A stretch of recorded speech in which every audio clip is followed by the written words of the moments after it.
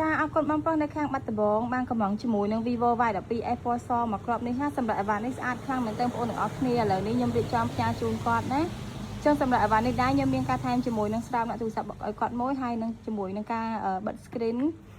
ការពារកញ្ចក់មួយទាំងអស់គ្នាហើយសម្រាប់កម្មវិធីគឺខ្ញុំបានរៀបចំជូនគាត់ហើយណាមួយទាំងអស់គ្នាខ្ញុំបាន download កម្មវិធី Facebook YouTube អីគឺរៀបចំឲ្យមួយ set តែម្ដងណាជាមួយខ្ញុំដាក់កាមេរ៉ាជូនបងប្អូនទាំងអស់គ្នាមើលបើនិយាយពីកាមេរ៉ារបស់គេវិញមួយអើយ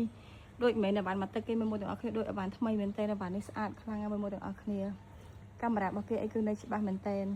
ចឹងសម្រាប់មួយចង់បានអីវ៉ាន់មកទឹកគ្រប់ប្រភេទស្អាតអីអាច follow page របស់ខ្ញុំបានណាហើយបើមានចង្អុលបន្ថែមអីកុំភ្លេចឆាចូល page ទីតាំងរបស់ខ្ញុំនៅស៊ីមរាវសាដើមកន្លែងមួយទាំងអស់គ្នាហើយខ្ញុំមានសេវាផ្ញើជូន25ខែក្រុងហើយនឹងសេវាទូទាត់លុយជាមួយនឹងខាងក្រុមហ៊ុនសម្រាប់អីវ៉ាន់នេះដែរគឺតម្លៃ 160,000 រៀលមួយទាំងអស់គ្នាបើសិនជាមួយចង់បានជាមួយនឹងឈុតសាគឺតម្លៃ 18,000 ណាមួយទាំងអស់គ្នាដោយសារមួយរយៈនេះអីវ៉ាន់រៀងឡើងថ្លៃមួយអើយនិយាយទៅមួយរយៈនេះអត់មានអីវ៉ាន់លក់ហើយអីវ៉ាន់ឡើងថ្លៃទៀតអញ្ចឹងសម្រាប់មួយដែលចង់មើលអីវ៉ាន់អីអាចមើលបានណាពួកអីវ៉ាន់របស់យើង